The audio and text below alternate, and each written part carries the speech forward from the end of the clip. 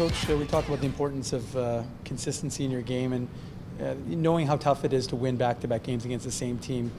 Did you like the way your team came out to start the game? It was the same kind of scenario as yesterday. I felt the first period, the first 25 minutes of the game, 27 minutes of the game, just not connecting necessarily, but playing well defensively. So we wanted to bring that to the second half of the game, but being more composed and faster in the way we move the puck and executing good plays when they're there, and just bypassing their forecheck when we don't have anything, and just beat a very good team twice. It's a team that is playing well. They don't give much, and they're hard to play against. They have good sticks, so it's that's how I saw it. The first 28 minutes of the game, just having a hard time to break the puck out, and it wasn't our coverage or defensive coverage. It was when we got the puck. But from there, I really like our bench, and I know it's hard to explain the importance of having a good bench, but when you do, you know there's some confidence going on the ice, and they're ready to play. Felt first part we were watching the game a little bit, and then we started to play, and that was good to see. Well, part of that, I guess, in the fact that you were sitting back and Texas was dictating a little bit. You had a goalie who was pretty hot and keeping you in it. What did you think of McElburden's first game for you since December? Well, I think he's a real good goaltender. He's a good hockey player. And part of it is desire to compete when it matters, and I think for him to play a lot of minutes in the East Coast, especially for a goaltender, it's making a difference, because he's confident, and he's bringing that confidence here. We brought him back up, and we sent him down because we wanted him to play. He's coming back up with the same confidence, and he loves the game. His passion for the game is evident. So it's I think he's gonna have a great future ahead of him. You talked about the idea, and from my perspective in that second period, I thought you guys started to take control of the game a little bit and kind of dictate a little bit of the way, play more towards your style of the game, and specifically in the third period to start. So what is it? I know you said you had about having a good bench, but what is it that you saw that changed that allowed your team to kind of take over a little bit more in the second and third periods? Well, sometimes it's just a small piece of the game that changed the game around, and the adversity that we faced in early in the season, when we had those injuries. We had to play some guys in situations where maybe they weren't ready yet, but because of that, because of those minutes, it's paying off now. We can see the guys being confident when they need to. And I felt, to answer your question, I felt that we stayed composed when we weren't connecting offensively. And then all you need at times is just one shift, one good pass, and the bench gets alive, and the guys get excited, and then it's you follow it up with the next shift, and then it's starting to build some momentum, and then the third line on that rotation feels like, okay, we're going now. We have to sustain that kind of mindset. So it's this game is all about being ready mentally and sustaining what you need to have, what you need to do in order to be successful. So I think, again, today, I think our line of Girard, McKenzie,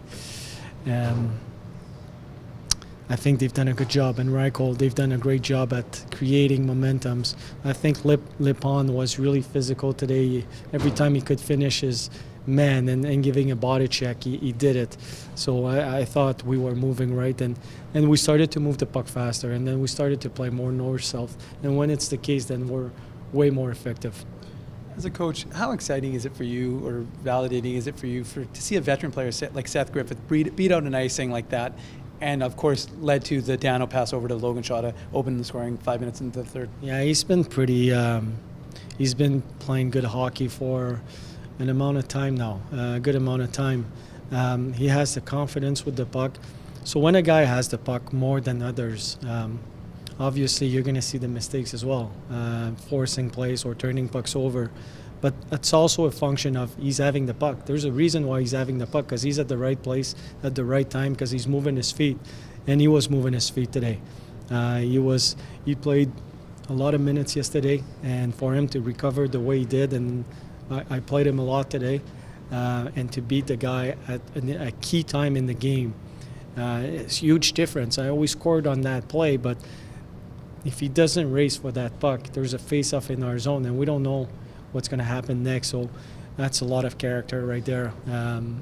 So a veteran like him, and with his experience and his skills, when he plays like this, that's a huge bonus for our team. Well, Seth Griffith is the one who put the puck into the empty net. He made a nice play to avoid the hit and get that empty net goal to kind of seal the deal for you guys. But was there any thought in your mind that Mikkel Brennan was going to take that shot when it was 1-0 and the net was empty? No. Well, you kind of know, right? That he's going to try those plays. He loves the game. It's just when he sees an opportunity, he wants to make those plays. But to go back to Griffith, it works the same way all the time. When you do the right things over and over and over, at some point, luck will find you. And he made a great play to find the open net and secure the game. So I'm really happy for Seth. And yesterday we talked about how good you guys have been at home, and now you've got 10 straight games with points and 9-0-0-1. But how important is it for you to change your mindset to focusing on the next game and putting this one behind you? Because you now have a very tough Chicago team coming in here, and you have to switch your focus, not super quickly, but at least change that, because it's important for you to pick up another couple of wins. Yeah, well, Chicago will give us a different look. It's going to be played differently. They're really fast, extremely fast, so we'll have to adjust. But right now, as we're talking right now, I want our guys to enjoy those 4 points. I want them to reset, but only tomorrow. I want them, there's a time and place to enjoy what you've done, and this is the right time.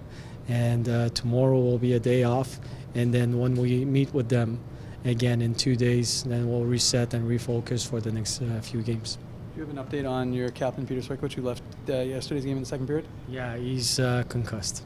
So do you have a timeline on that? No, not yet. We'll see. It's 7 days for sure, and we'll go from there. Coach, I just have a couple. The first is this is the time of season where some of the young players are starting to get into the more games than they usually play, but even some of the older guys like Marco Dano and Tucker Pullman are playing more consecutive games than they're used to. How does the work of your training staff sort of start to show up in a game like tonight? Oh, it's huge. I mean, those guys behind the scene and what they do with those players, it's amazing. And for them to buy into what needs to be done on a daily basis. So the number of hours you sleep, what you're going to eat, and having a good routine on game days, on practice days, making sure you take care of yourself and supported by our trainers. It's we don't talk about those people often enough, because it's a big piece of being successful or not. And we have great people here. So it's combination of different things, but it starts with the players. They need to be willing to do what's right, and they have those guys are they want to get back to the NHL. Like they have a plan. They like it here. Don't get me wrong, but their plan is to get back to the NHL. All of us, that's the plan, and that's the goal, and they're doing everything they can right now. So the success is there. And having those guys playing the right way, taking care of themselves, is a huge piece of why we're having success. And I think I'd be remiss if I didn't ask about the jerseys. You've seen a couple of them now at this point. Matter of look good, play good tonight? You know what? It was a beautiful jersey. I first saw it in the warm-up and before the game in the room. But when I saw it on the players, I don't know who designed the jerseys, but it was a very nice one.